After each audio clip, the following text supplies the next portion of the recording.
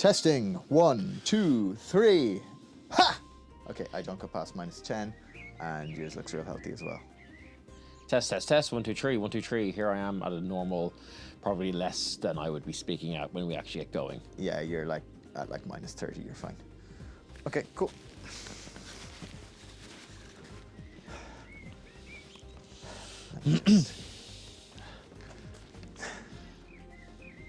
You ready to go? No. Piss off, ball. Wow, I was really expecting that to go back into shot. And So, it's, you know, I almost banked on it coming back, but it stopped dead. It's like, that's never going to move. Yeah, unless a human interferes with that, that will be there until the heat death of the universe. Yeah. Fucking bow. Okay. I'm trying to think of what happened. I can't. Sorry. Hello Also, yes, hello. and You've- welcome. You've caught us at an inopportune time, Yeah, there was a ball. and it got kick-yeeted, It got pissed off. also known as key-yeeted. And no, there's not a better way to put those two words together. Oh, wow. Hello, little blue tit. Hello. You're gonna have to deal with us while we enjoy this bird's Yeah, presence. yeah. Do you know what I find really impressive about birds? That they can fly? With that, yeah. Because, I don't- mean, like, yeah, that's that's really, up there. really fucking cool. Don't get me wrong, but the fact that they can like invert themselves on a rope so aptly and still like eat. Now, the thing is, not all birds are that, like, graceful. No. Because we have a little, like, peanut butter holder thing that you put, like, a jar of peanut butter into, like, I eat against the from- wall. No, I eat from one of them. Yeah. Okay. There's these birds that are clearly too big to be eaten from this thing. Yeah. And all they do is just kind of, like, flap Wildly against fucking it flap, and, yeah. like, jam their head. And it's like, this is not working for you. You gotta stop. No, this guy like rode the wind Yeah, down yeah. like a ballet dancer atop a summer breeze. Landed deftly on a rope, like a bit of twine, really. Inverted himself and like dexterously, like a fencer scoring points, plucked the food he needed out of what I think is maybe half a coconut filled with birdseed. Genuinely impressive. What are we doing? Fake swords? Yes, real feelings. No, but what are we doing? We're doing we were waiting for the title wipe. Yeah, sorry. We're gonna do a long overdue episode, I think. Yes. We are going to finally get back to doing recap episodes. Mon Dieu. And C'est incroyable. due to a lot of the things that we did at the last event still being kind of like ongoing, we don't have a whole lot to talk about, but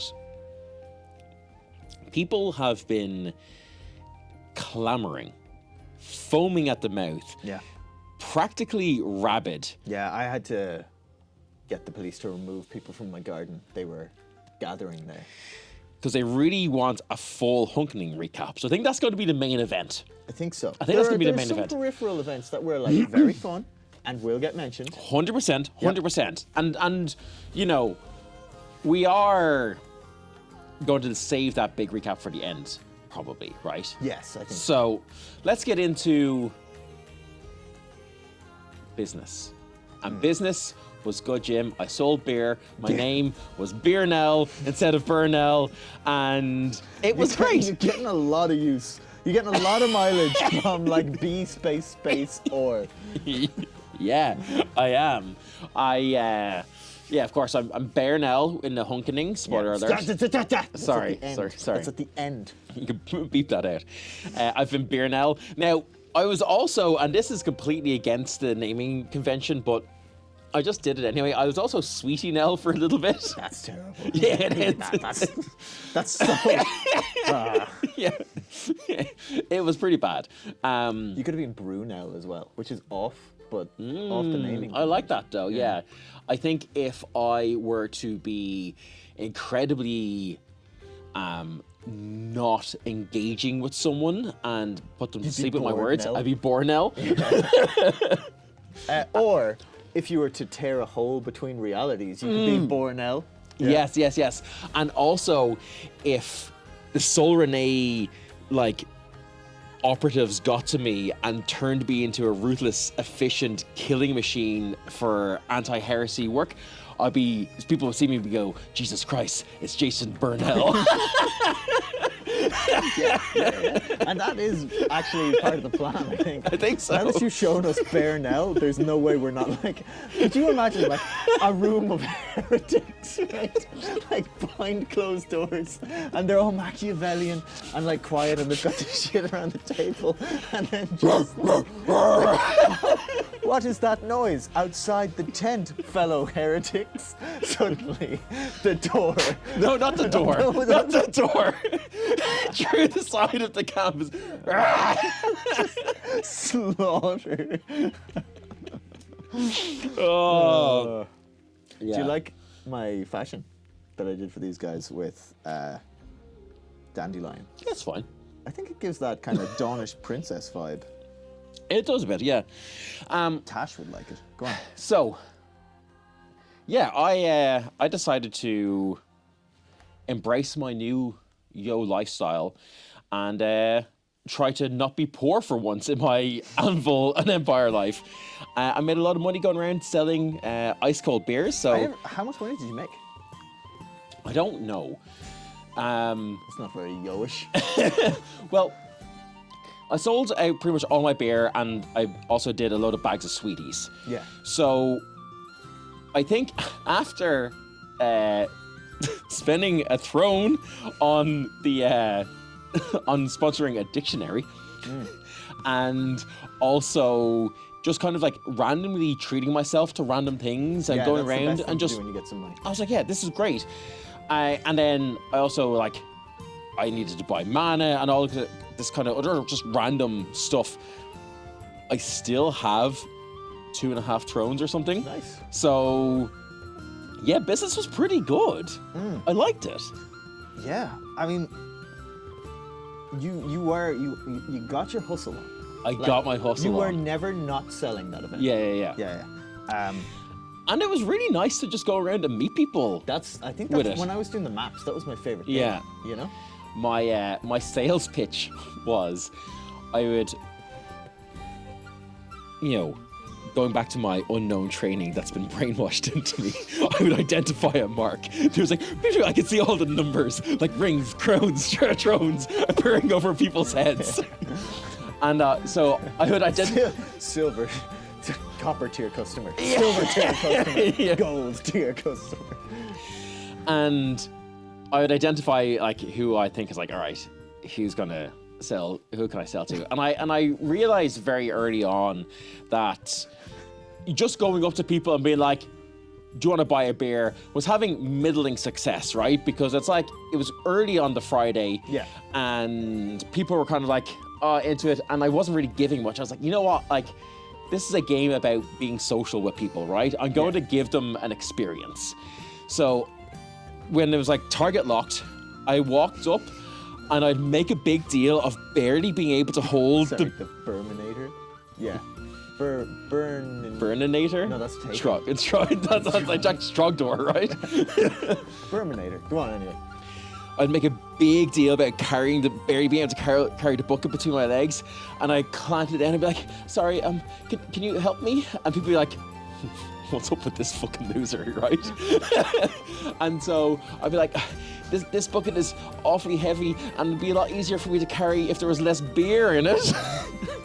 And then presented them with the ice cold beer, and they're like, you fucker, you got us. And I was like, yes, I'm in. Very good.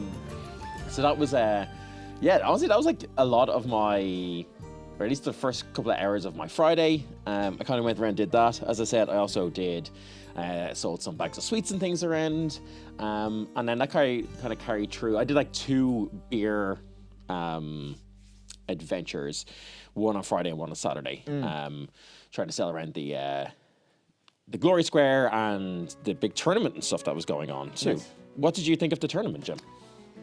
I loved the tournament. The tournament was one of the coolest things that's ever happened at Empire. 100%. Hands 100%. down. Hands down. It was so cool. It felt like being in A Knight's Tale. Yeah. It Yeah. Fucking incredible. I got so into it. And all the shit that was going on, like the Navari person being like super underhanded and shit. And It was great. The Yeah, fucking they the were so young good. leaguer person who was like Doing a backflip. did a backflip, but was like throwing out like pitched rolls all over the place. I was like, finally, someone else is doing this. The fucking Marcher team. Do you know what? Do you know what it was? Do you know what the tournament was? What? Blood Bowl. I don't know enough about Blood Bowl, but like, it had the energy yeah, of yeah, Blood yeah. Bowl. Just these wild, different, like, mishmash of Like- cultures coming together Yeah, it to was play a just like sport. national identity, the blood sport.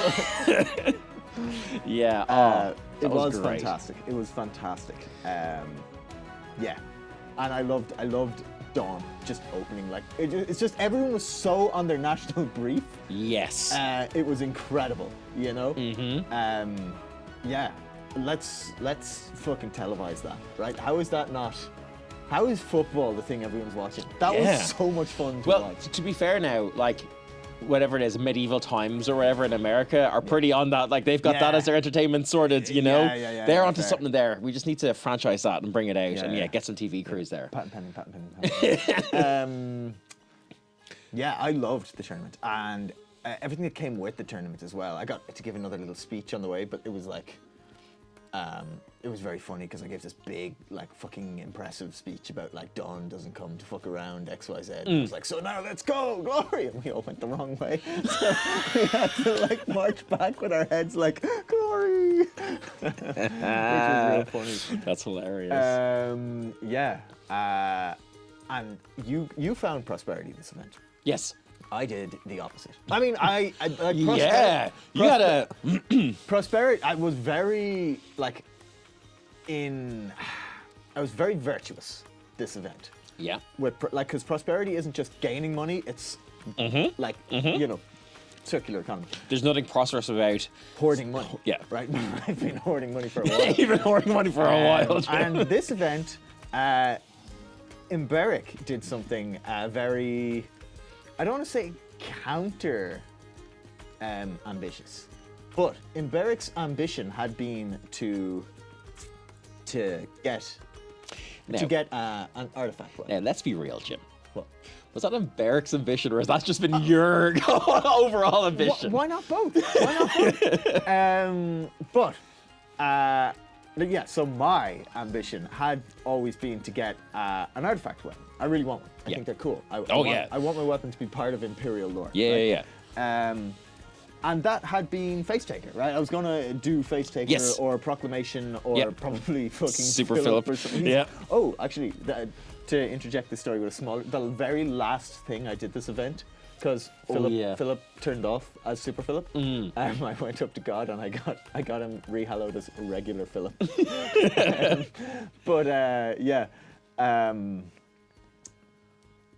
I know that Percival, Ben, it was his last event as Lance Commander, obviously. And Emberic really likes him. Jim finds him okay.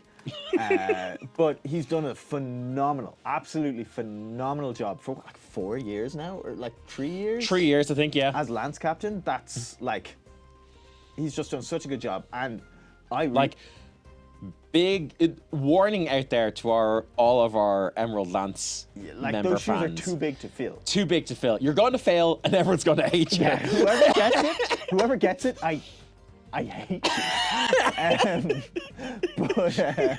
Yeah.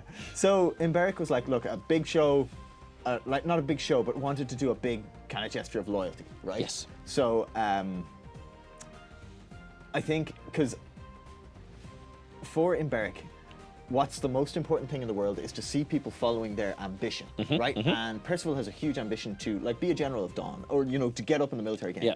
But he's also a yo-folk, and that's obviously embarrassing and weak. Yep. So Emberic's like, okay, well, like I'm making it my goal to get this guy across the line to so he can pass his test of metal, and be a noble and move up the ranks of the Which, military. so for, I guess he probably doesn't mind. This is not like a secret thing.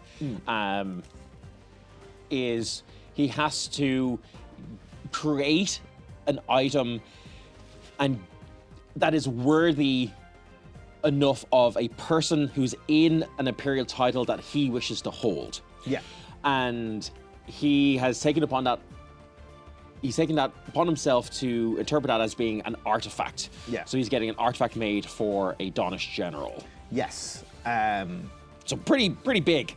And the man has been doing his testamental for 4 years now, right? Well, no, he only got it like last year or something. Well, that was yeah. a new one, right? Because he had a Yes, he had a yes, different yes, yes, testamental yes. previously. He's been in pursuit of a testamental for Yes, that's years. the best way of saying it.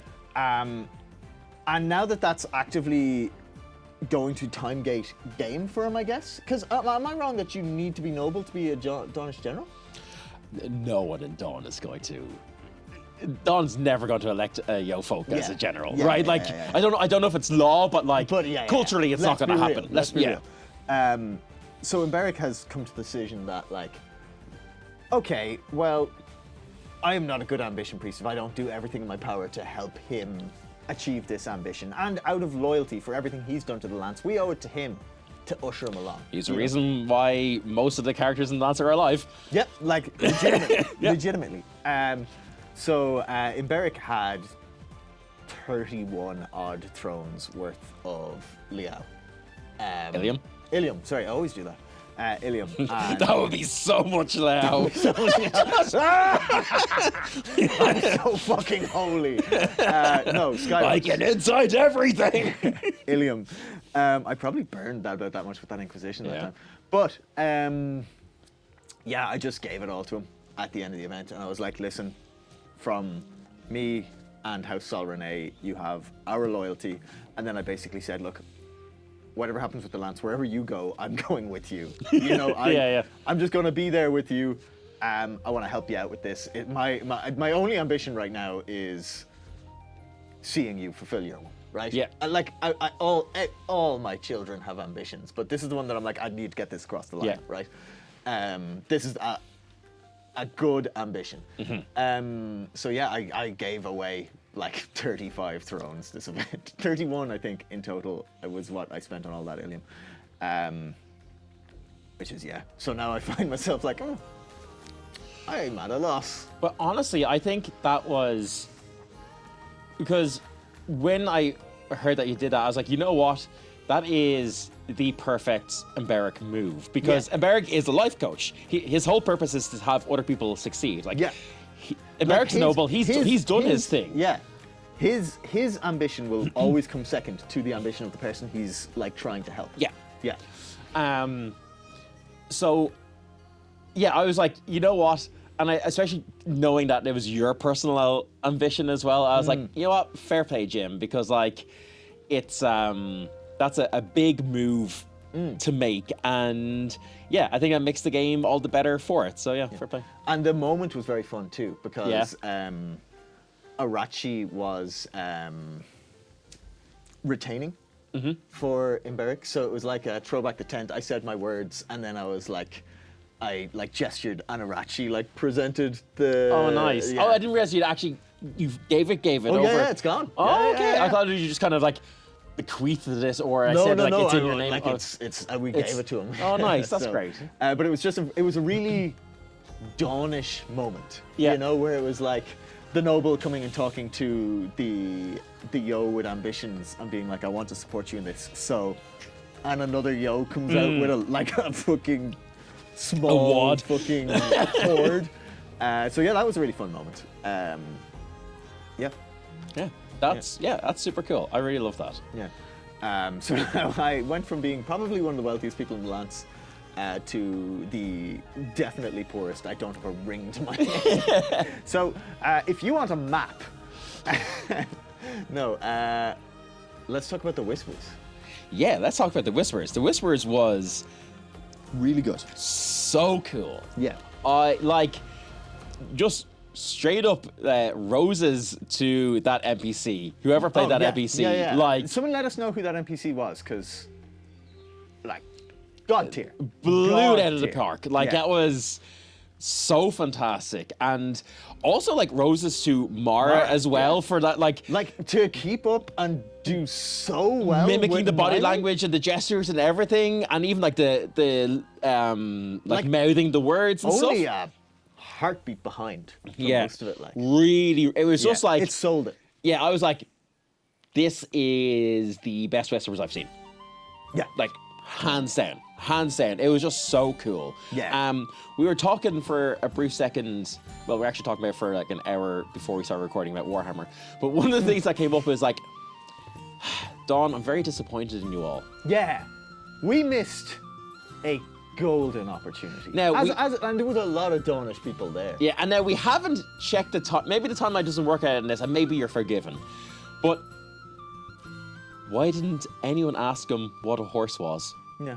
I think, well, we know what a horse was, but for the memes, horses should have been brought up. horses should have been brought up in some way. Even if just to blindside him and be like, by the way, all the horses are dead. Yeah! We don't- Imagine if he was just like, why are you asking this stupid question? He was like, because they're dead, idiot! We don't have any anymore. They're all gone. There's no more horses. Oh. We fucked it. We fucked it. We fucked it, Benny. We fucked it. You don't want the future. Our knights don't have horses. Yeah, that was funny. But, oh, yeah, the Whispers was great, and, yeah. Let's you and me whisper him back and just harass him about horses. Or let's, like, if not him, let's just whisper somebody from when horses were around. Let's find the oldest person in history that we think is whisperable. We are going to die to an eater, but I'm worth it. I think it's worth it for this. For the laws, that's fine. And again, I'm not going to talk too much about this because this is something I'm actively pursuing. But there were a few things in the Whispers that set, I won't say alarm bells off in my head, more tingly bells of excitement. Where I'm now pursuing, and I had a lot of my Saturday day was spent with Foxglove, aka Teddy, going around and asking a load of questions. I actually went into Conclave, like into the Hall of Worlds for the first time. Yeah. Well, sorry, I had been as Tide before. I went in and it was just all the Archmages having like story time. That'd be a real good time for Bairnell. They were all like giving speeches and talks about like what they're basically giving like a state of the nation, but for magic stuff. Nice. Yeah, I didn't understand half of it, but I was like, oh, Archmages know what they're talking about. Yeah. Seemingly.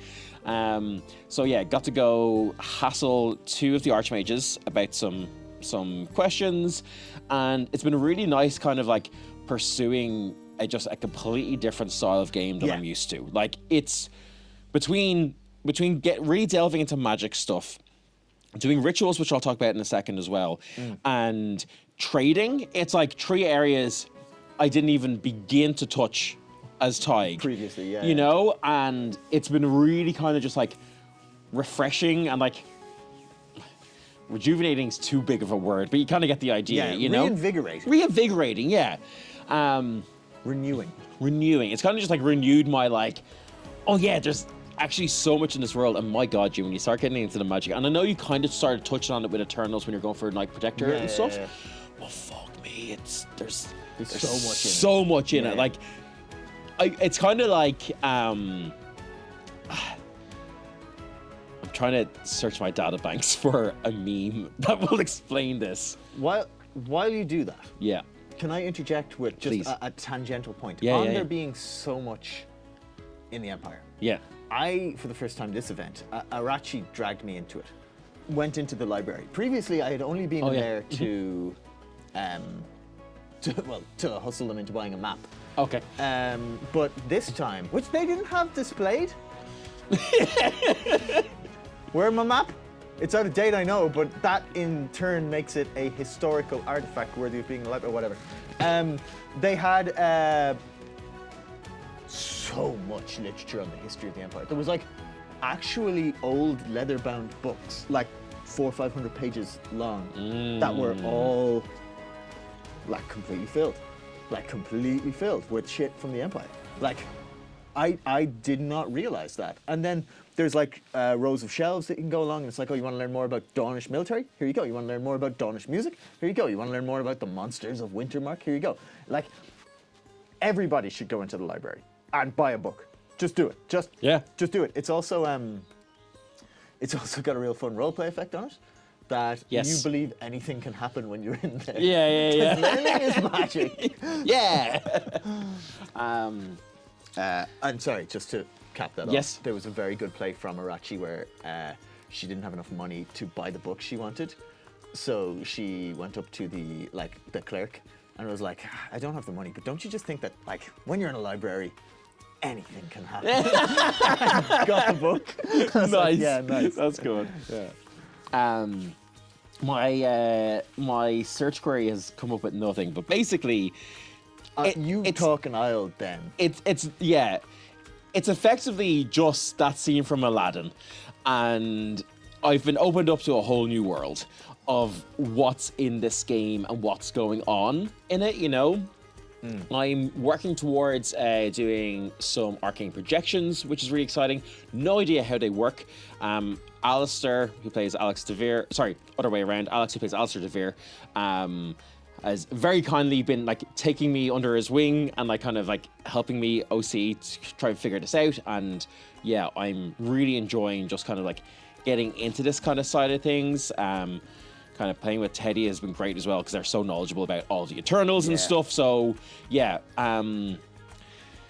in definitely completely unrelated, my coven, the glorious rays of the sun, did a lot of cool things. What? Doesn't matter. I'm so out of the loop. Doesn't matter. Just emphasizing the name of the coven for no reason at all. Is this why I've seen that 5-letter word everywhere on the Discord? Have you not realized what the Grotz is? I know it's your coven, but I don't know. I'm so out of the loop on all of that. Grotz is just an acronym for Glorious Rays of the Sun. Okay. Yeah. Okay. That's it. Okay. And we're definitely not doing that in Weird, Jim. You've told me what you're doing. Yeah. I am acutely aware of what you're doing. Yeah, so we got some big plans and things. Got to do a lot more rituals, which was cool. We cast Feast of Heroes again, so last time we did Feast of Heroes at E4, we had it was our first ritual that we're doing as a coven. Cool. And it was like, this is great. We had a few different people who were like upcasting it and multicasting a few people. I'm right. Feast of Heroes, it buffs a military unit. So when they go questing, so like, cool, let's, give them speeches of like, how they need to be, they're going to be empowered so they can quest and they can lead better. And there's like, but first you must toast to your, to victory and for glory. And so all of the participants, all the targets ritual were given glasses of water to drink. And I was like, drink, getting really like burned out about it, just like so intense, being like, drink. So they're all having to chug water. And then it was like, and now time. It's like, now when you're on your quest, you'll fight ferocious beasts like these ones that have been slayed, prepared for your feasting now. And at a side table, whipped off a thingy that had a Colin Caterpillar cake. Yes. And so we're just shoving caterpillar cake into their mouths, forcing them all to eat Amazing. like Callum, like Asperin was just like laughing so hard that like cake was like basically coming out of his nose and stuff. It was so funny. I love that. So that's so much fun. We did similar again today, but we had a happy hippo. That's like the great feast. That was the ritual folk guy. And then we also did a golden voyage, which is basically the same thing but for fleets, yeah, right? Yeah. Caspian had that done on him once. And someone came up and asked, and I was like, yeah, I can do this ritual. I hadn't planned for this ritual, didn't have time to prep something. So we basically had them sit on a bench. Yeah.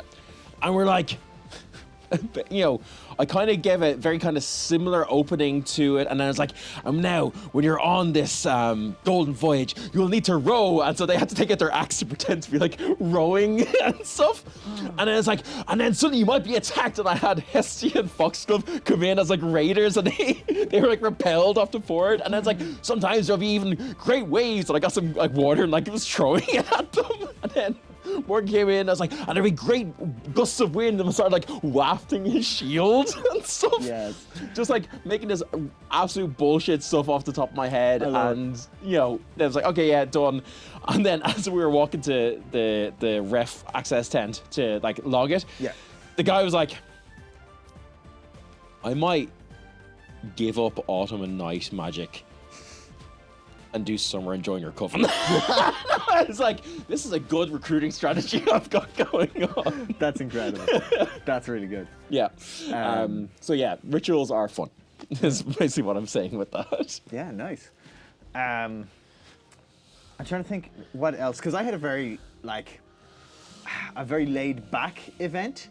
A lot of what I did I can't talk about yet. Yes. I had a very Grud heavy event, which was great. Yeah. We were walking. Is there anything? Sorry to interrupt. Is there any in monstering or anything, or the battles? Oh yeah. So the monstering. Because you said Grud, and I was like, reminds me of lining up for battle. Yeah. That's one of the times we met him. Actually, that was very funny. So monstering. We did monstering on the.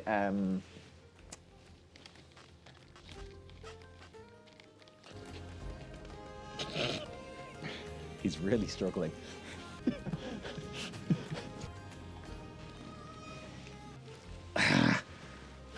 It was an effort. Right, yes. So, monstering was really interesting this time because we were marchers and not like Yagara. Yeah. It wasn't Jotun. The major army that we were fighting on the major conjunction were ex-Imperial rebel marchers. Were they ex-Imperial? Oh, maybe or they were weren't ex-Imperial. Okay, yeah. They were rebel. They were rebel marchers. Yeah. And it was really fucking fun. There was no orcs at all. Yeah, it in was the battle. crazy. Yeah. Yeah. It was, and specifically because we were in the new site, and we'll talk about the new site a bit.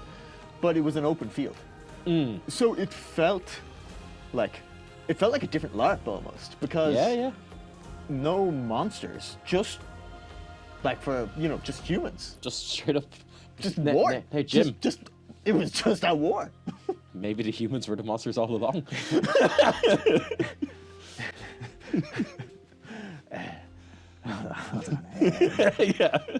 My name is Geralt of Rivia, and I fight monsters. Surely in that hat you're Gerald of Rivia. My name is Geralt of Rivia, and I fight monsters, and oftentimes it's a 40-hour heavy-handed metaphor on how humans were the real monsters all along. It was like real war, because... Side note, go check out the actual play I did with Doug Cockle. Yeah, go check that out. That was really fun. Real monsters were the people. Yes, Marchers. and they were us. It was very fun because usually, there's the forest and there's like, the different gates and stuff. Gates, there's, beasts of war and stuff, but there was none of that this time. It was in that sense, yeah. It was just an open field, which was wild, right? And you get that sometimes on the old site, right? When you get a field battle, but it very much. To come back to what we were talking about before we started recording, it felt like a game of old world, right? Where what wasn't important was like, oh, go into the woods, or go and get this Regio, or do this or that. It was like what was important was violence, charge, countercharge, redress in this direction. It became about positioning and stuff, rank and file, tactics. Yeah. Like it was. I think Decimus said it that like this is going to be more like warfare in the Roman era. How do we get our block of people to outmaneuver their block of people? And let's be real, we got our block of people. Outmaneuvered their block of people. The rebel marchers squarely won the day. And I think that was probably in no small part to it being the first time anybody had fought in that open field. Yeah. The Imperials, I think, just took the wrong first move and got so hard outmaneuvered off the bat that I don't think they even touched the objective. That's rough. Yeah, because and again, the marcher blocks in an open field are they're happy there. Yeah. You know? Yeah. And it's not like we were doing mad marcher techniques. It's not like we had bill blocks or anything either, you know. Yeah. But we were arranged quite well. Shout out to our unit commander, the Cabbage King, or the Cabbage Lord. But he was just they right off the bat, they were like, this time, really serious about this. No comedy marcher bullshit. And we got Joey, Tashirachi, and I were all 4 archers. We were marcher archers, and we got put in an archer block, and we kind of just fucked off away from that almost immediately. And we got put with the Emerald Lamps, who were there behind this Cabbage Lord guy, and he was right, no, fuck that. We are the Cabbage Patch Kids, but we've grown up. We're the Cabbage Patch adults, and we're here for war. So the whole way through, we had this he'd be like, "Where were we born?" And we'd be like, "The patch, the patch, the patch." And he'd be like, "Where do we fight? The patch, the patch, the patch." And he goes, "Where do we die? The patch." And we just charge. But fuck, as an archer unit, the 4 of us, we were devastating. Nice. We were fucking people up left, right, and center. And with 4 of us, we could even small volley at people, right? So Joey would be like, "Right, hold, draw, loose," and one guy would be like, "Ah, fuck." Right? But then there was so many archers around that oftentimes we'd just get 15 archers, and we'd be like, "Right, fuck that guy." Yeah. And then we'd be "What you do? 15 archers are shooting at you." You're not Kaladin. You die. You're going to die, right? But that does bring me to a brief pause. Oh God, I'm so old. Sorry, we got distracted. There were a dog, me lord, and we got distracted by her. This is not doing it for me. Do you know what's really interesting? What? The lovely decorations have wilted. Oh, and now been destroyed. Yeah, I'm gonna do a sped up time lapse of them wilting. What was I saying? You're fucking one person in particular. Oh yeah, so that was great. That was really fun. I'm not the best archer in the world, but after that battle, I feel like I could squarely hit my shots. Yeah. Right? Which was great. I got in a great archer duel with an Imperial. Nice. And also the chants we were doing was it was either kill the Imperials or fuck the Imperials, depending. But it would go kill the Imperials, burn their fields. So there was a whole army shouting that. That was the rallying cry. But there was an Imperial mage, and Tash and I were actually fuck this mage. And there's a really cool cinematic moment where we both beated on him, and both drew and fired at the same time, and the arrows just went boom, boom, and he just goes, ugh. Nice. But there was also a mage, and I hit him, and he was and kept fighting. And then Tash hit him, and he was and we were come on! And then we were okay, do you know what? Everybody fuck that guy. And then 4 or 5 arrows hit him, and he was still not going down. And we were come on, ref, look at this. And I was someone shot him, and he didn't take it again. And the ref was you're so dead. You're so dead. But that does. I have a funny story about that. But that does. I have to be stern with you in a second. Daddy Jim's going. But fucking Grud. I was talking to Oh Grud, yeah. And he was and this is going from the tangential Grud story into a little preview of the Grud story. Okay. But he was the most dangerous weapon I ever brought to the battlefield was my finger. And we were what do you mean? And he was we'd shoot someone and we'd be oh, great shot! You hit him so squarely! And it's like, just draw attention to the fact that he's being shot. That's very good. Yeah. But yeah, no, sorry. I'm sorry. I don't like to do it, but I have to be genuinely very stern with you, the audience now. It's not good enough. It's not good enough. I can't count the amount of people that were just squarely killed on that field and just didn't take their hits. They would like act like nothing happened or would feign that they had more hits than they could have possibly had, not taking calls. It was rampant, absolutely rampant. And honestly, it's shitty. It's shitty behavior. If you're out there, if you want, and I've said this before, I'm going to be repeating myself, but if you want to go onto the battlefield, if you want that fun, you have to abide by the rules. You have to accept that you are maybe going to lose your character if you go out there. And speaking as someone who's lost 2 characters on the battlefield now, it sucks, but you know, tough tits. That's what makes it fun. That element of risk is what makes the battles fun. It's what drives all that great story for everyone else back in the camp. And you don't, your character doesn't get to be a part of that, but like standing there and not taking a cleave or not taking a strike down or not taking an impale or, you know, just having an infinite amount of hit points or like pretending like, oh, nobody saw that, I'm not going to take that arrow hit. It's just weak, you know? It's weak behavior, and it was rampant. Like, I'd say, I probably, so say I hit 100 people with arrows.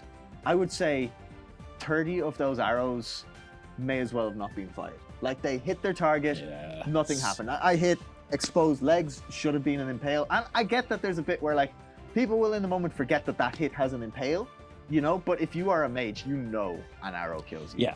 Like, so many mages just did not take an arrow to the chest, like they should have, you know? Cleaves. I saw so many people get cleaved on a linen leg or something and just keep fighting. Or give like a little kind of like, oh, and then go back to fighting. Like, no, there's rules. We're playing by rules. So, like, I am sorry for taking a stern tone of voice, but we need to do better. As a player base, we need to do better at this. It sucks the fun out of it. And it's fast becoming a point of irritation for me. Like, multiple times now, I've had to do the thing where you're counting hits on someone, where like I fight someone, I'm hitting them like 6 or 7 times, they're not going down, and I'm like, I don't see any major plate armor on you, you know? So then I have to start being like, 1, 2, 3, and I don't want to count my hits out. That takes me out of it. Yeah. You know, just die when you're meant to die. Like, it's part of the game. It's not actually that bad, you know. Because most of the times, your friends and units will come get you. Yeah. Like, it's going down. Often isn't. It's not a the death end sentence. of your character. Like, yeah. And like, it might well be, but like I said, you have to accept that that's a possibility. Yeah. Going out on the battlefield and just being like, I'm just here to support my unit or whatever. I'm not actually going to put myself in any risk. It's just poor form. And like, even generous reads on people can be. Battles get overwhelming. Yeah. If it's your first or you're new-ish to it, you know, you might not know all the rules. That's also not an excuse. No. If you don't know all the rules, don't fight. Because like, and I'm not like, don't fight. And right, the first few battles I went into, I always just assumed the worst. Assume the worst and act as if it's the worst. Right. So you take a I can't think of a good example now, but you take a strike down. In my first battle, I didn't know what a strike down did. Yeah. I got a strike down to the leg. I went down and I was like, fuck, does that ruin my leg? I don't know. So I acted as if my leg was broken because if that had been the case and I stood up, that would have been the worst. Yes. So just, you know, I know, I get it, but I also don't get it. You know. Yeah. And I wouldn't dedicate this much of the show to talking about it, except for how rampant it was, and not just on the Saturday battle, but on the Sunday battle as well. Like, whatever if you're an Imperial, right? Whatever if you're an Imperial. Yeah. Maybe you've had your character 8 years. Maybe in the moment you're like, oh fuck, I have so much left undone. Yeah, tough shit, die. But you're not attached to fucking Joe Cabbage Patch. yeah, like, what on earth are you not taking your hits for as a monster? Is it that you're physically afraid to fall? That's fine, but don't put yourself in the front line, you know? I don't get it, and it was really bad, this event. Maybe I just got a disproportionately large amount of it. Maybe. Because I throw myself into fights. Like, Yeah. I throw myself into the thick of it as much as I can. But like, yeah, just needs to be reiterated, because this is the second time now I've had to say this to you. Yeah. And I don't want Cop yourselves on. I don't want to have to talk to you like this. Honestly, I don't. But I'm going to The thing I'm is, going to show you the respect of addressing this to you. it's not that we're angry at you. We're just disappointed. disappointed. And I hate to say it. I hate to say it, but we're disappointed in the behavior. But I know you can do better. I know you, Empire, and your player base. And I know that you are capable of better. I know that you want to do better. So let's do better together, okay? I will support you, counting out loud if I have to. Let's talk about the new site. What's your thoughts? The new site. I have lots of thoughts, and mostly positive. I really like it. I really like it. I have so much positive stuff to say about it. I have one thing that I don't like that much about it, and I think it's pretty common. Let's start with that. The ground? No, the ground, like, I get the ground. The ground will come in time, right? Dawn, Navarre, the League, I think we're all in that field where there's no grass. There's just like Rosharan. Yeah, little Graspy viney bits, things. Yeah, not They- quite, but like, yeah. Yeah, a big thing I like doing at Empire is lying in the grass. So that was kind of that was a big loss for me. But I think PD have done an absolutely stellar job getting that field ready for a LARP in the time that they've had it. And I know I that cannot imagine the amount of work that's gone in behind the scenes and that. Like, holy shit. Yeah, and if like tilling the ground and seeding it for grass is one of the last things to happen, that is absolutely fine. Well, apparently, They I tried don't know and it how didn't much of this take is as hearsay. well. They tried it like 3 times and it didn't take. Yeah. Because it's so like drained and stuff, and it's just been used for like arable like farming or whatever. So it's just not. Yeah, But that can Well, be it'll- fixed. It can be fixed and it will be just fixed, takes but like, time. yeah, So yeah. I think we're probably going to have graspy vines for at least this year of events. Yeah, at least. They might need the long dart to fix it. I don't know. I don't know grass. Despite this hat, I don't know much about agriculture. But whatever. Even if that's the case, in my head I'm like, this is kind of neat. It's like a different. In my head I was like, okay, cool. Like I know an anvil, but like it's kind of just like someone did a spring ritual or something. Yeah, you yeah. know? That's one thing. I don't mind. I understand that. Yeah. The one thing I would like to see changed pretty quickly would be the gradient between OC and IC. Yeah, that That's really took me that's out my of it. biggest one for sure. That That's really, what, yeah. really took me out of it. That I'm trying to do serious roleplay and there's just like a Mitsubishi Pajero, right? And that's like something that my brain can't do. I can't fully immerse myself. That's why I love Empire so much, is because the scale of it. So Yeah. I spent a lot of my event away from Dawn, because Dawn was like just next to a car park. So Yeah, especially where we were as well. Yeah. So like, I don't know the cost of this. I've been to other LARPs that did handle that really well with like lines of bamboo fence. Mm-hmm. So they just had like fucking like miles of bamboo fences that were only about 6 foot tall, but they were put in so that there was some kind of barrier between the parkings area and the IC area. I would even accept, like, as a very short-term measure, and maybe they don't want to spend money on a short-term measure, they'd rather do something long-term, right? But like, even if it was just, those bog standard security fences, and had some sort of like cloth or something over them to just Yeah.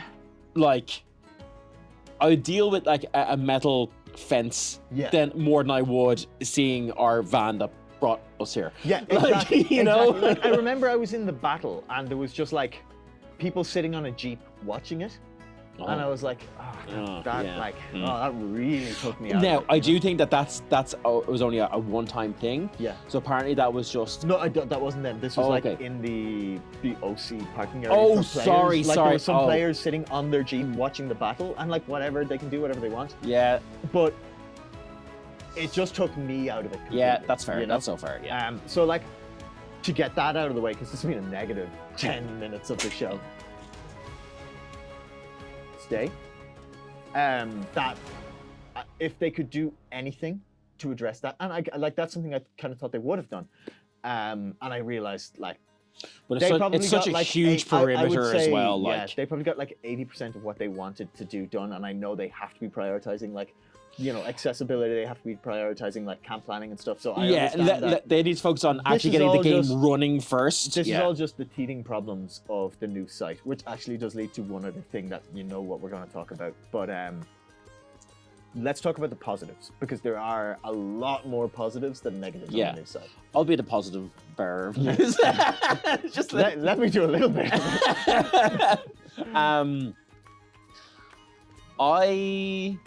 on. I'll let you redeem yourself. And Yes, I really like the new site. The scale of it has allowed the Empire to like spread out, and I think that's really cool.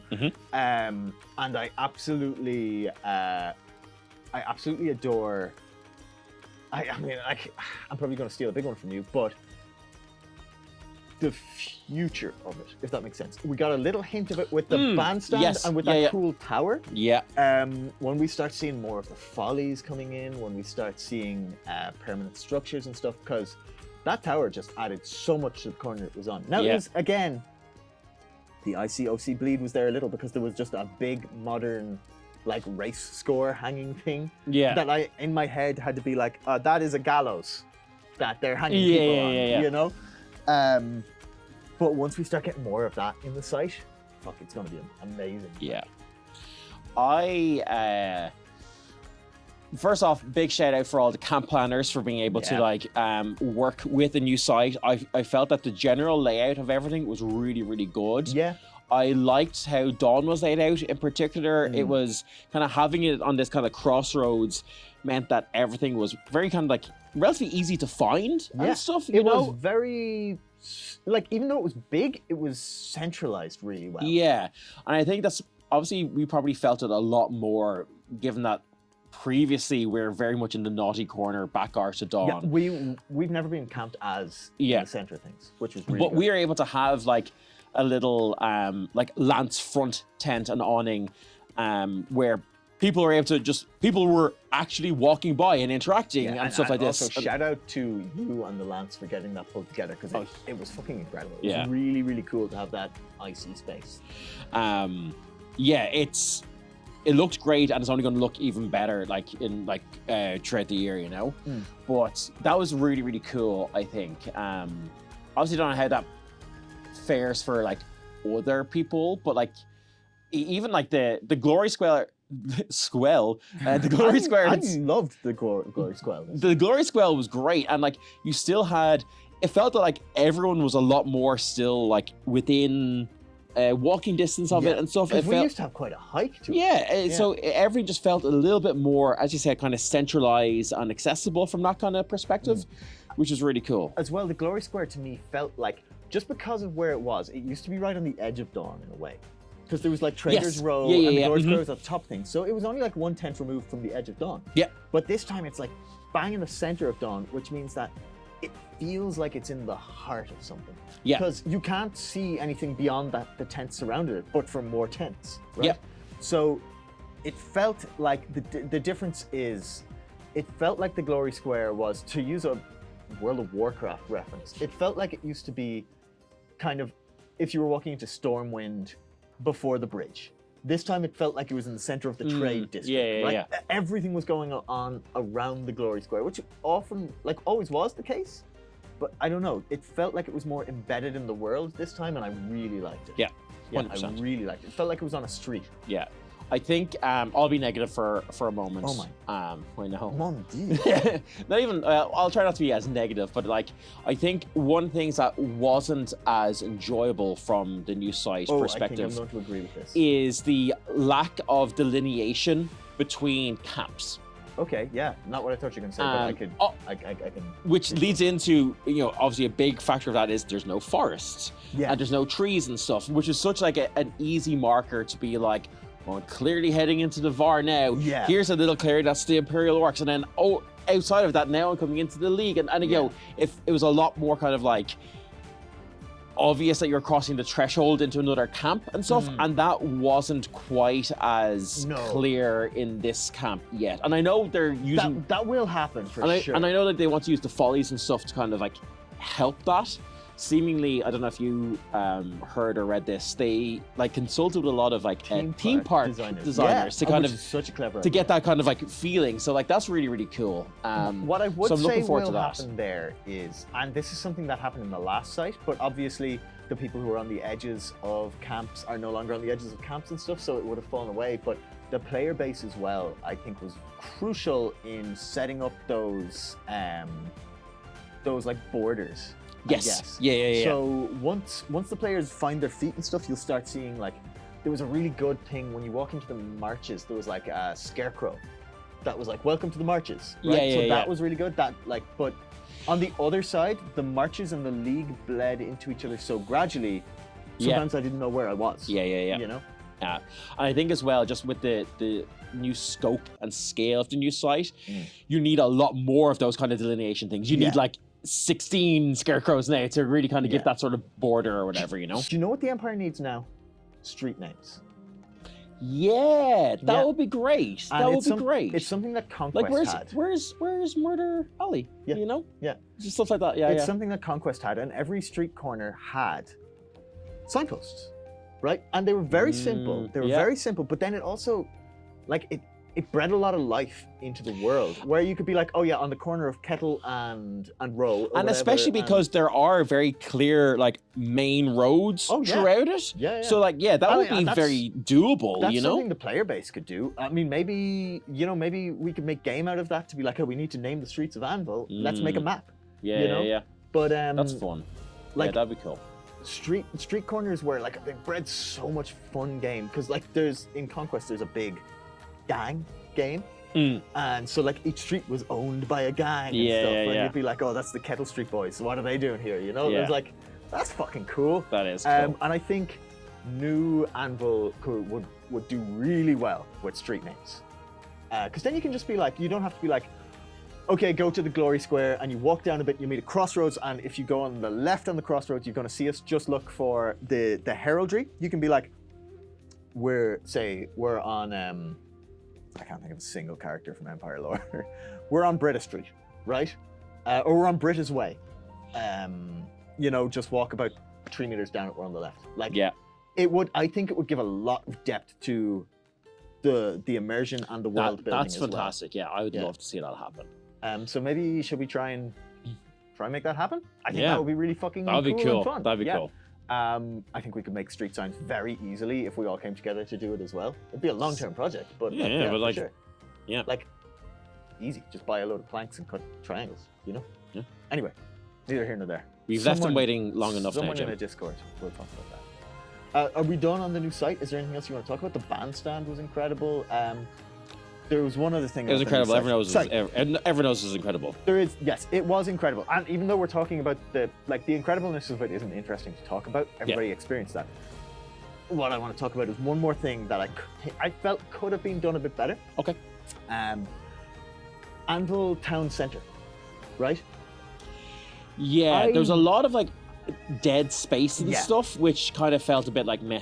I really liked Anvil Town Centre, but I really missed having vendors in there. I really missed having that. all the traders kind of be in the OC area felt a bit weird. Yeah, it lost a lot for it. And I think coming back to the idea of streets, because Anvil Town Centre was like a big square, right? when you think about it, with the Reggio in the middle, and then there was the little god tent, and then there was that like rat food place. And I think if you, and I'm sure there's issues like running power to the shops and stuff like that comes into play there, you know. But if Anvil Town Centre had like streets, like 4 defined streets, like one that backs onto the back of Varushka, because there was one there, but I think that could have been vendors and it would have been really nice. And then to either side of the library, there was like a row there that I think could have been used a little more. Yeah.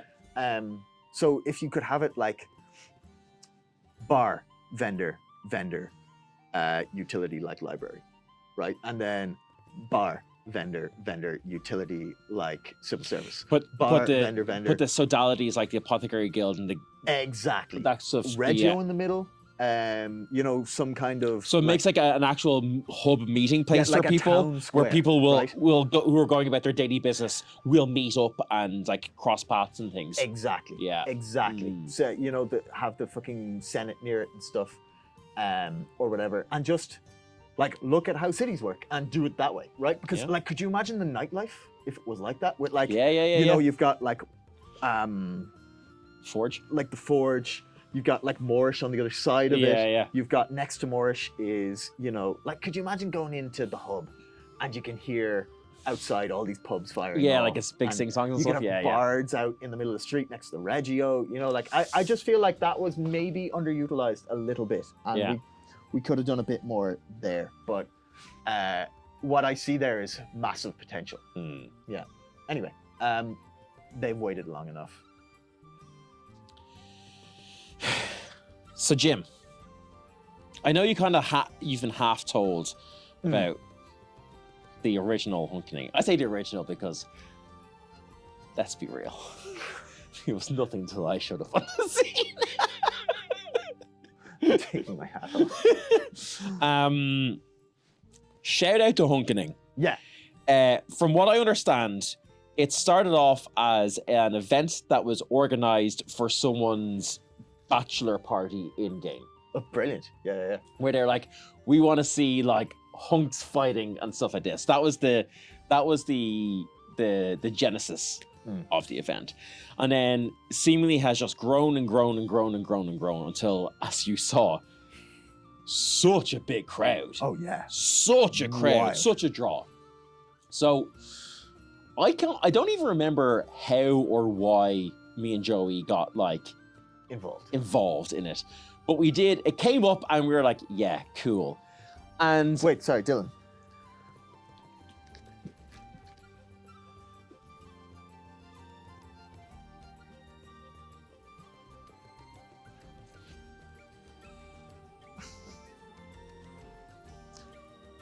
Is this supposed to? Don't be shy. Tell us the whole story. Jesus fucking Christ. Jesus actual fucking Christ. I gotta put this back. Keep going.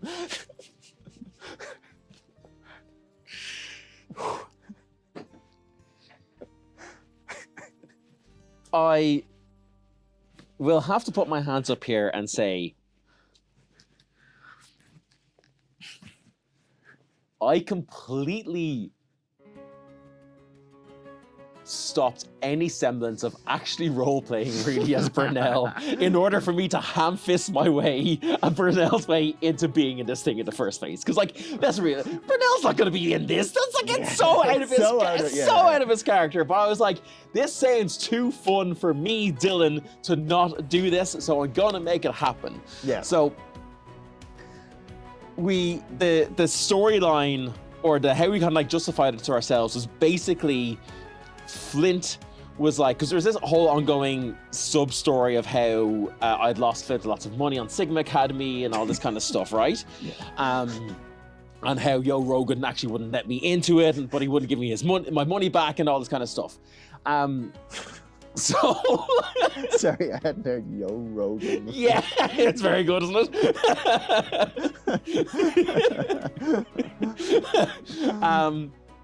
So I was like, so the storyline was like, right, Flint is forcing Burnell to be in this so that he can kick the shit out of him was basically it, right? Yeah. So So abusive. So abusive. So we do that. So that was our thing. We choreographed a bit, which like obviously, how could we choreograph this? If, you know, it's so there was a lot of like, being like, this is purely a game at this point. We're doing this for the fun of the game. And then so we can you remember the actual hunkening chant now? We're hunks, we're proud, we will make you scream out loud. Yeah. Yeah, and Need that on a t-shirt. so our like storyline within it, and Joey fully being up for having Flint be the heel and that Burnell was going to be the face, was that we basically at the start everyone goes running around, and I did this at E1 as well. All the hunks go into the Glory Square after their big chant and start like, you know, whipping the crowd into a frenzy. Flint's going around like, yo, flipping people off and being angry at them and shouting at them and stuff, you know, to like really kind of sell that heel aspect. Yeah. Whereas I would just walk around and be like, hello, like not addressing the crowd, addressing like 3 people in certain sections of the crowd to be like, hello, I'm Burnell.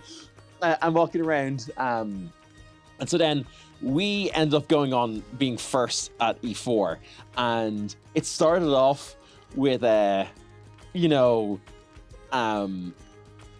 just kind of hitting me and you'd be like just being a big bully until I started kind of Just being a big old bully until I started like being like, you're always so mean to me, and trying to hit him back but being pathetic and then just getting knocked the shit away. Until like I get my bell rung and I run over and I get like some icy drugs from Perrin, of course, at the side, because we had to do that typical like someone at the side interfering with the match. So I'm there at the ground. It's E4. It's dark at this time, right? I'm on the ground. I make a big deal, and at this point like Joey's kind of like really whipping the crowd up against him by being a heel and be like, yeah, I'm like so good for beating this poor defenseless guy. Beating my yoke. He was using like he was using proclamation, I think, and then I was just using a wand, like that's just a stick basically.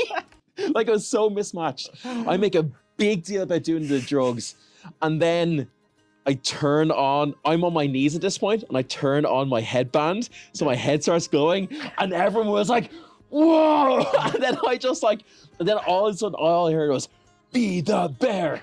Be the bear! Be the bear! And so I just start running on all fours and start like savaging him. Good. Go, knock him down. Then I start parading around like I won. Sorry. You had told me this story, like, between events, right? And I didn't understand Burnell until I had seen it.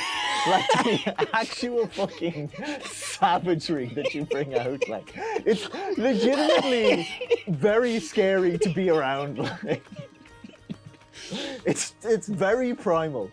It's very primal. And so then I go, and because like I think I'm moving away from this now, but my guiding principle. It's like Bruce Berner. Oh no.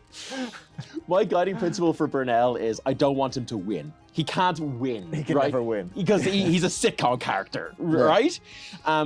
So I was like, right, he's gonna fucking trip up, beef it, and like injure himself, giving Flint just enough time to go grab his anvil, come over, drop it on me, and win, and we have a nice big like heel victory that everyone like boos and hates, right? Then everyone else does their thing, everyone was great, and then at the end they did a Royal Rumble. Yes. Yeah. Same as they did at E1. And I was like, well, at first I'm like, well, the drugs have worn off. I'm not the bear anymore. So I just went in, as terrified little timid hunk that I was like, that people were starting to call me. And so much so that I just like, people saw me and were like, get him! And I just ran. I just full sprinted the entire lap of the Glory Square, came back, jumped over the ropes of the Glory Annex and out of the ring. Amazing. And then the organizer came up. He's like, get back in there. Show them the bear. So I was like, all right, fuck it, why not? Went in, started savaging people, end up like wiping the whole field, and then got a favor from an earl. That's hallowed, so that now Burnell has a greatly diminished fear of death, or as I'm interpreting that, a normal person's fear of death now. Which is just so good. But yeah, and then we had round 2, which was ultimate. Pause for 1 second. I'm being summoned. Yeah. Right. Okay. We're in the past. Look, the sun is going down. We have to be quick. Yeah, we actually kind of do. We're in the past. You wanted to bring something up. Oh yes, sorry. The other battle, the one where we were the Imperials. First off, shout out to Grud. I never touched on the other Grud stuff. Grud is just a very funny player. If you can interact with him, interact with him. I was lucky enough that Hulda brought me to him this event. And he's just like, if you're watching this, you're legitimately one of the funniest players in the field. Well done. But when we were queuing, he came up to Tasha and he was like, "Oh, I can do a thing that you saw this." Didn't you? Yeah. It's immortality. He does it at every event, and it's always a hit. Immortality, you know. You won't die. Guaranteed survival. Guaranteed survival in this battle. Do you want to do it?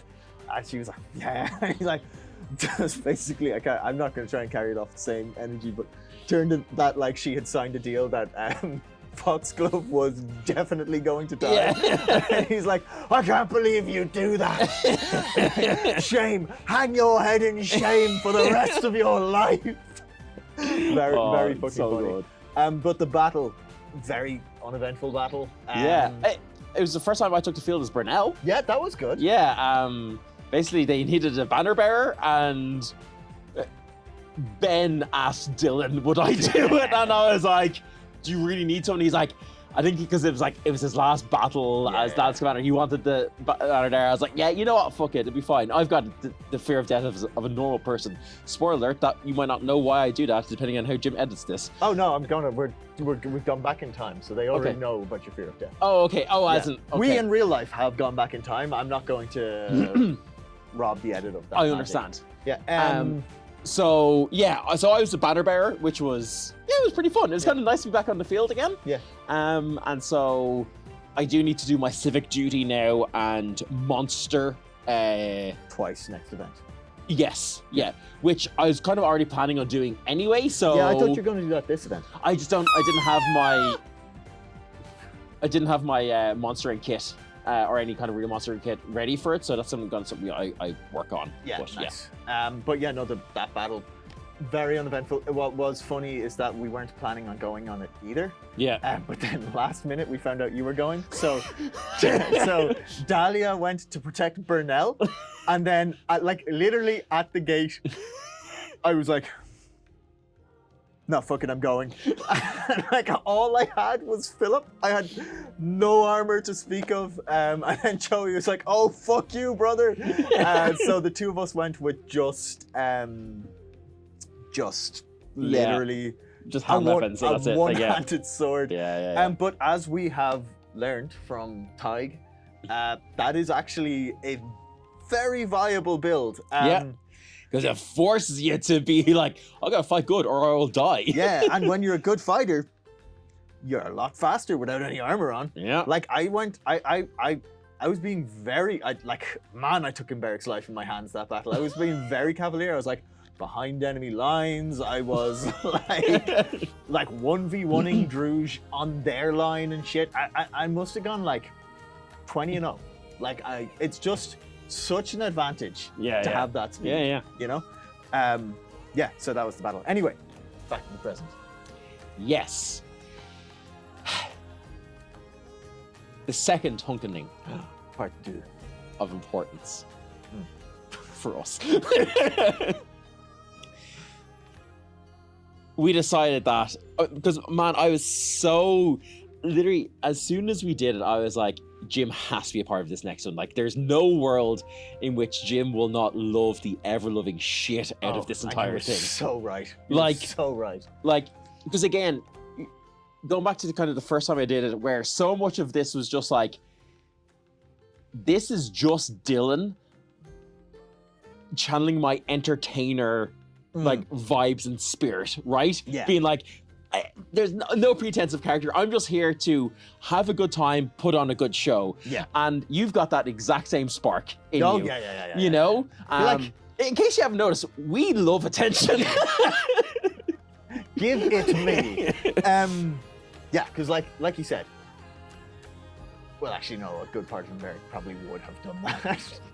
Yes. Yeah. Emberic is a public figure. Yes, Caspian way more so, but Emberic is... Caspian would have... Yeah. But Definitely. Emberic is it was not out of character for Emberic to do it at all. No. It's rare that he'd be in the public eye for a reason that's not, like, ambition-based. Yes. Yeah. So we were like, right, we need to bring Jim into this. So we were asked very kindly by the organizers of the Hunkening to, come back and, be Hunks again, of which, we're of course going to do. And are very grateful for the very opportunity. grateful for the opportunity. And so we were like, right, let's do it. We worked out a bit of back and forth, and then we're like, right, but we need to bring Jim in. So it started off, honestly, not too dissimilar to how the first one started. Because it's it was tested and proved true. Like it worked. It was a very simple visual story for people to follow, right? Because the glories were so big, not everyone can hear the back and forth. So you're kind of relying on a lot of physicality and a lot of kind of visuals. Big physical storytelling. Yeah. Which again, Joey was doing perfectly by being the heel and being angry, and I was doing, playing my face card by like just, being pathetic and stuff. So I, go start fighting away, start getting my ass handed to me. We did this thing where we kind of went back and forth. I went over, did the drugs, did it off proclamation, which was great. And then the two of us did you? Oh, you did. Yeah.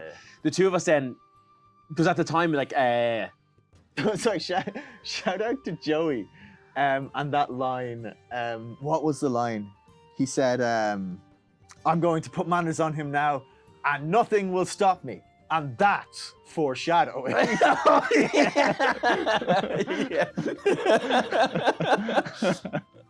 So we did a thing where basically, I ended up disarming him. He like pushed me back.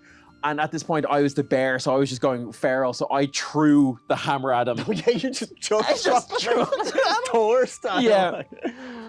And then I hit him, knocked him down, and then started like parading. And then we did the classic thing of like, he's got a weapon! That was what Joey said. He's like, something about having a knife in his boot, and that's foreshadowing. Yeah. And I was like, giving it the whole like, oh my god, getting all the credit, but like, he's got a knife. And so I was like, I need the Phoenix. Went down onto one knee, and then Jim, I'll let you take it from here. I can't even remember the moment by moment. Well, but I do know that I entered the ring with a really loud caw-caw! Oh, not even that, Jim. You had Silgor play you entrance music. Oh, yes, of course. I had asked Silgor if he'd give me entrance music. So Silgor starts laying in on the guitar. And fucking then I go, caw-caw! And I run in, jump over you. Which we had kept secret from all of our friends as well. Knew. So I was in the audience and I was like, so this is the hunkening that they've been talking about. And everyone's like, yeah. And they were talking, like people were talking to me, and I was like, I could see your match start, and I was like, I'm sorry, I'll be back in a minute. And I like had to like really gradually like step back through the crowd, and I was just at the entrance like to the ring. Yeah. And there was a lot of people observing there, and someone was watching me, and like someone was talking, and they were like really intensely talking about something, and I was like, yeah. Yeah. Yeah, and I see you go down, and I'm like, I'm sorry, just 1 minute. Just sprint into the ring. I jump clean over you, and then it was like a sweet chin music to Joey, wasn't it? Yeah. I'm pretty sure I ran through, and like, I can't remember exactly what I did, but I kicked the knife out of his hand. Yes. Right? And then followed it through. Yeah. And I put him down and then do an entire lap of the glory square doing... Well, after you did an aerial. Oh, I did an aerial. Yeah. No, yeah, I kicked the knife out of his hand, followed through, and then did an aerial, which is like a cartwheel where your hands don't touch the ground. If you played Metal Gear Solid 2, it's what Raiden does. And then did a full lap of the arena, like running like this. Right? Fucking insane. And then proceeded to like defend the bear by just like kicking the ever-living shit out of Flint and Steel for a while. And I remember, this is the bit I do remember very clearly, because... I could see the fear in your eyes. Yeah. I was like, fantastic. I took, I had him on the ground, and then I turned and I was like, okay, now to present the sword to the bear Nell. And I turned around and I remember like flourishing the sword or whatever, and then going like this and looking up and just seeing you turning from the crowd like... So for context, I was playing up that like the drugs was giving me like palpitations. So I think one of the reasons I called you in, because I was like, in the moment, I was like, oh, I need something to sell this. And I was like, oh, my heart's not working properly because of the drugs, you know? And so I went off to get more drugs. Then you did all that. And then, yeah, you turned to see me. So, yeah, I see you turn and I catch a whiff, not even a whiff, but just the slightest glimpse of your like being like, so like what I saw was like Burnell like crouched in front of Errol Baron like this, and he turns around and goes, so problematic when you think. And I go like this, I go, the weapon of your, and then you just go like, and run with this like bestial fucking roar. And I'm going to insert a clip of Wolverine's Ultimate from Marvel Rivals here to give you the level of ferocity that was coming at me. You cleared the entire glory square in like 2 seconds. 2 seconds. I didn't even have time to scream. He let out a little bit of a scream, and then I don't even know what you did to me. I just remember being flat on my face. Yeah, see, because at this point, we hadn't written this part out of it. No. So, yeah. We kind of just said, Jim will come in, and then at some point, we kick the shit out of Joey. That was the plan. Yeah. So I just see you like you charge me. It is legitimately like being charged by a feral bear, and then I next thing I know, I'm face down in the glory square, and I look up to see you like brutalizing Joey, right? But it's done from that like Call of Duty cutscene where you're like, I was looking back over myself, so everything was upside down as well, and I just see you like. My finisher as the bear is to go and disembowel people, so I just go like, yeah. You need to get some like red ribbons or something. I know, yeah. And then I see you. Yeah, so then I'm like, because I was like, how am I going to finish this? And like, like, funny enough, I've been doing improv. Right, our camera failed for some unknown reason. It cut off the last like 6 minutes for this again. So we think we know where it's what we've missed. I think maybe I think I was talking about you disemboweling Joey. So yeah, I was lying on my back and I could just see you like ripping Joey's guts out in that like Call of Duty style cutscene. But like it was like what I couldn't make out exactly what happened there. So yeah, and forgive us if this is me repeating myself here now, but we had not really planned anything beyond, we'll come in, kick the shit out of Joey, and then somehow it'll end, right? So all I knew was like, right, what have I established here? I've established that drugs makes me turn into the bear. Extra drugs makes me turn into the extra bear, I guess, and like not be able to see friend or foe, right? Yeah, so that's why I start going in for you. Yeah. And then I was playing it up to be like, okay, yeah, the first round of drugs, I was like, oh, I'm getting kind of like heart palpitations or whatever. So I kind of see the two of you on the ground and I'm going like, come to my senses a bit. And I'm like, oh no, what have I done? And it just fall onto my face. Yeah, right. And it's like, and then at this point I was like, Because we're just, all three of us then just on the ground. lying actually dead in the glory square. And it's like, okay, what do now? Yeah. And thankfully, in a perfect save, just had their head on right. the character is called This Clown. Just all I see is them rushing into the middle and giving the count out as if they're the ref. Yeah. And I was like, which doesn't happen in any of their matches. So that was just a big brain moment to be like, I know how this should end. Yeah. Okay, this is now dead air. How can I help them out? It was a perfect capstone, and that led us kind of like unbelievable slide. Yeah, so good. So big shout out to you for doing that. And then we kind of then just stood up. Yeah, we just got up and well, we're done now. I did another flip. There was another one more flip, which was great. And then there was the Royal Rumble. Yes, then the Royal Rumble happened, and at the start I was like, look, I won the last Royal Rumble. I think it makes sense to just get knocked out again, especially playing to the story of it. I'm in bits, right? So I go to this person, can't remember who you are, sorry, you had a really big sword, and I was like, just, give me a big hit. Yeah. And they swung, I get sent sprawling, I'm like, cool, that's me out, I'm fine with this, my mouth is full, my mouth and lungs are full of dust at this point anyway, so I'm like, I'm okay to just lie here, this is fine. So I don't know, I was kind of just out, so I don't know what you were doing. I was riding Joey like a mount. We didn't do much we just scrapped a little, and then I got stabbed in the dick by the overall winner, I believe. Nice. But I remember I was like, oh, so how's it gonna go? And they were just like, bang! And I was like, oh, my dick! I fell down, and I just remember someone in the crowd being like, mate, is your dick okay? But we were just down until the end of it. Well, I was down for a bit, but then I was like, oh, you know what? Fuck it.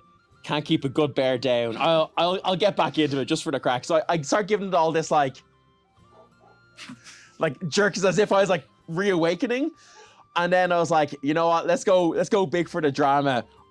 Start undoing my belt, take off my tunic, and then go bear mode again, start run in, see you on Joey's back. I think knocked you guys back or something, and then literally everyone just looked at me and was like, nah, mate, not happening. I just got the shit kicked out of me.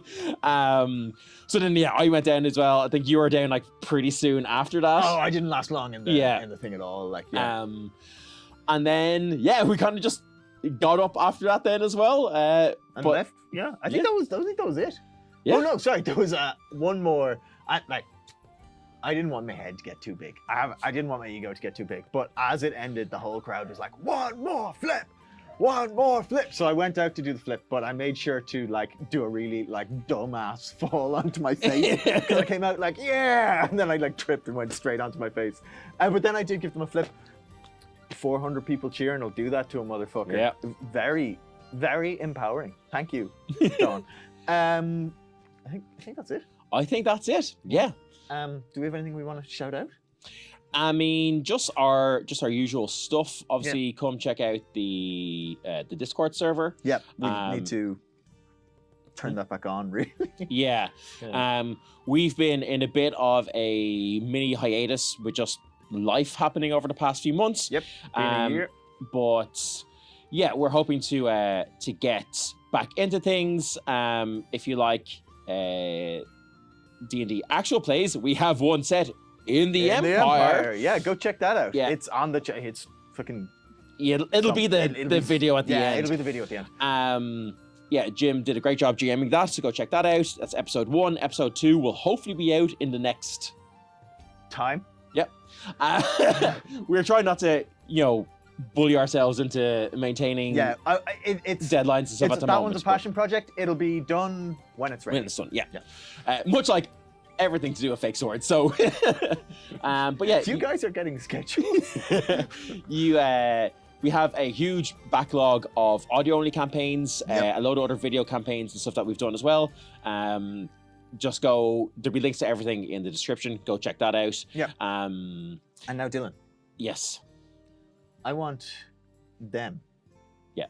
To experience what I experienced in that moment in the Glory Square. Okay. So, can I offer you in some little bit of drugs? No. No, just a little. No. Little bit of This is an IC thing, Jim. I'm not. Just a little. I'm not. A little bit of I'm not drugs. Desecrating Just the for the good camera. name of the hunky. No, if you want to see that, if you want to see the bear, you come to the hunkening. Okay, that's when you get the bear.